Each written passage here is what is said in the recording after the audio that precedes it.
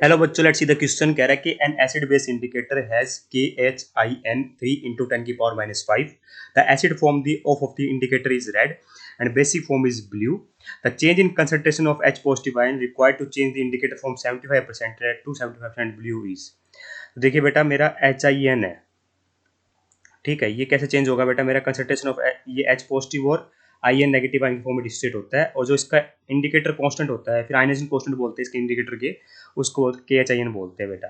ठीक है, ये होता है क्या एक्चुअली में? ये बेटा मेरा प्रोडक्ट और रिएक्टेंट की कंसंट्रेशन का रेशियो ही है बेटा।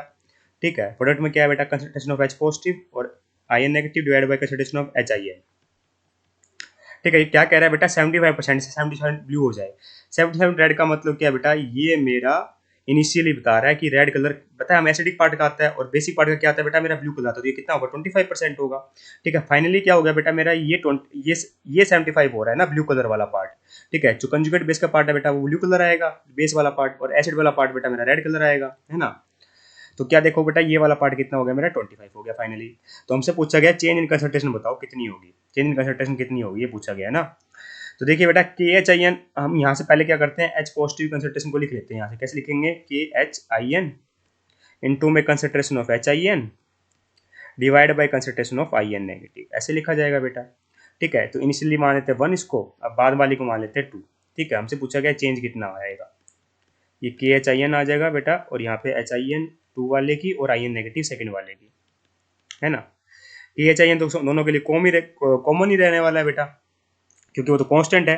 अब देखिए बेटा, हम वैल्यूज पुट कर रहे हैं धीरे धीरे। पहले के लिए पुट करूंगा बेटा मैं concentration of H positive of पहला, तो KHIN की वैल्यू तो बेटा फिक्स ही है, आगे लिखते हैं नहीं क्योंकि कॉमन आ सकते हैं ना ये बाद में भी। तो HIN की कंसंट्रेशन कितनी है? पहले बेटा मेरी 75% है, तो 75 लिख लो, परसेंट लिखने की जरूरत नहीं है, डिवाइड बाय 100 करो, कट जाना है बेटा वो। तो नीचे क्या है बेटा? ये 25 है ना।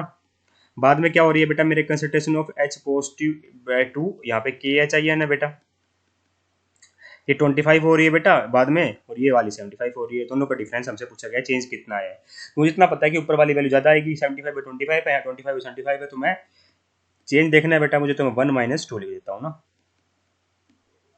KHIN कॉमन आ जाएगा, ये मेरे बेटा इसके सब्सक्रिप्ट में है, ध्यान रखना HIN।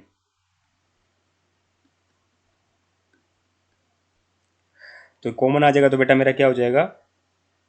3 - 1.33, 75/25 होता है 3, और ये हो जाएगा ना 3 डायरेक्ट, और 25/75 होता है बेटा मेरा 25/75 हो जाएगा बेटा मेरा 1.33 ना, थोड़ी ना होगा बेटा, ये होगा 0.33,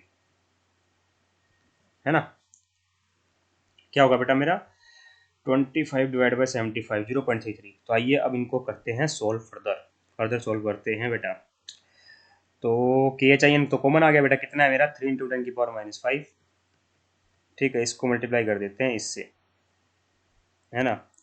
तो 3 - 0.33 ये कितना होता है बेटा? 2.67 होता है। तो 2.67 को मल्टीप्लाई करोगे आप 3 से, तो ये आता है बेटा 8.0 इंटू में 10⁻⁵। तो ये आएगा बेटा मेरा change. Hence option number 1 is perfectly correct. Change बेटा मेरा 1 - 2 भी हो सकता है, 2 - 1 भी हो सकता है। 2 - 1 करते तो नेगेटिव में होता।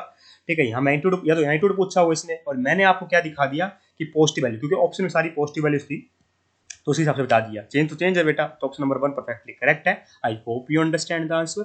Thank you so much.